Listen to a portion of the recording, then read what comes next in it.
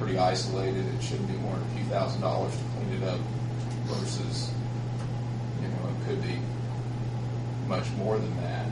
The other thing that we'll look at is if we are able to take groundwater samples, the cleanup escalates, the cost for cleanup escalate dramatically when groundwater's contaminated. So if you have some isolated soil contamination, it might not be that big a deal to go in and excavate that and haul it to a local landfill.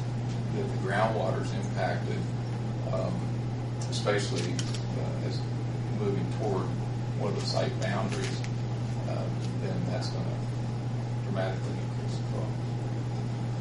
Kathy, we have got quotes on phase 1, and we received quotes on phase 2. So I don't know how that fall in line, because anybody else who didn't bid on, who was higher on phase 1, they'd probably have to probably charge us more money to bring yourself up to date, up to phase 2. So probably the best way to go is stay in line with this company. They were the lowest quote to begin with on phase 1.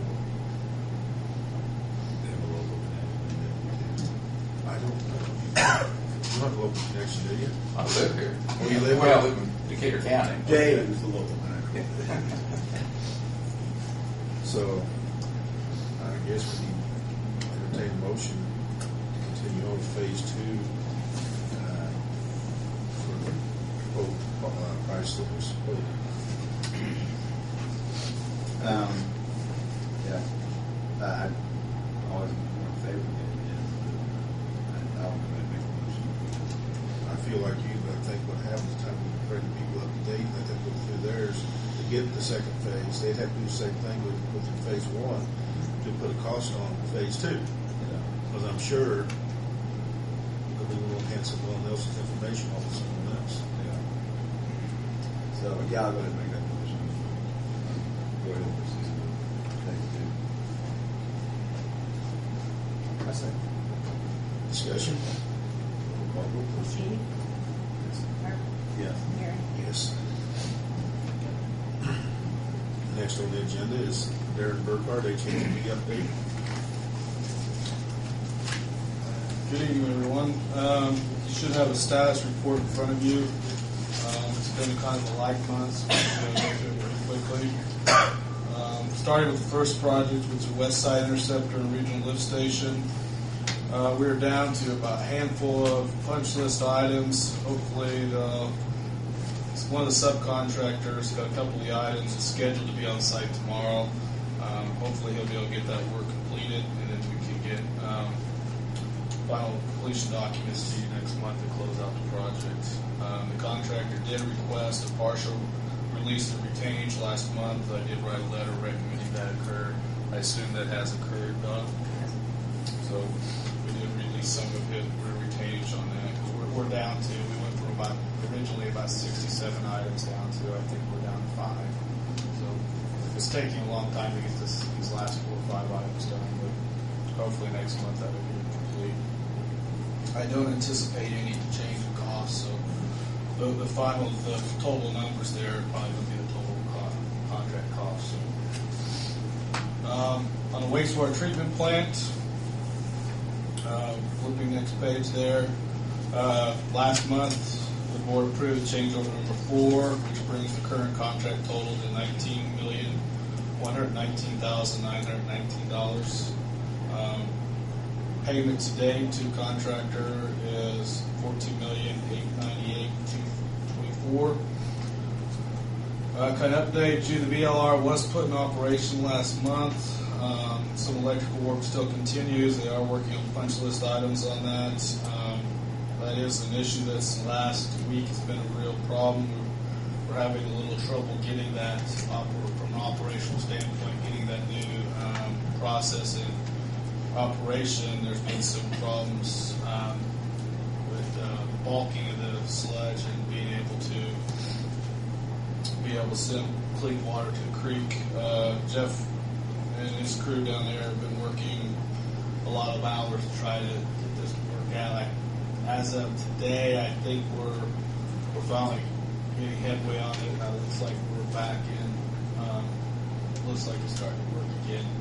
On the positive side, from an environmental standpoint, none of this water went to the creek, so it was all we were able to maintain it within the planning tankage. So from an IDEM was down yesterday to review. Jeff called him in because of the trouble he's having, and they were pleased to see that obviously none of this any sludge went to the creek, so they were happy about that. So I don't think they'll have any further issues there. So hopefully we'll be able to work through and get this thing operational. Try to pinpoint a problem. Sometimes you get this with starting up equipment.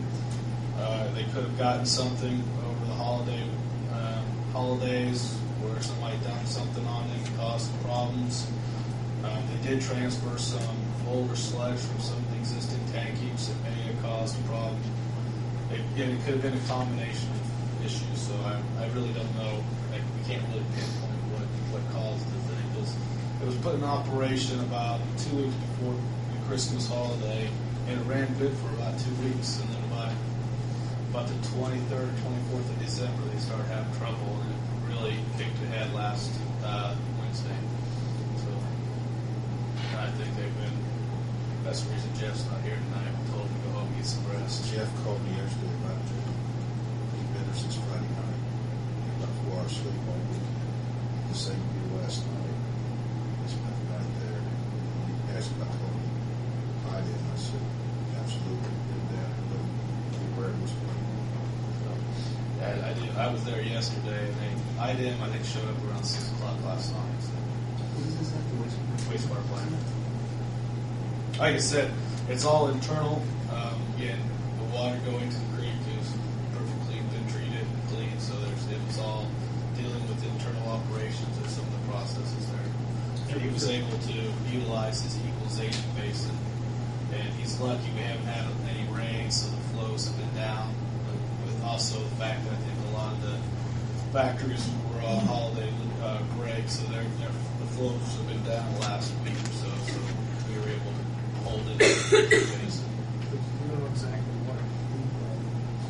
The problem was that in his final clarifiers, the sludge would not settle out. It was it's typically a final clarifier is a settling tank. The idea there is you put flow to it, it set all the debris and stuff and the sludge, and it settles out to the bottom. You pull it off the bottom, collect it off the bottom, and the clear water goes on top, goes over the weirs, and goes to the creek.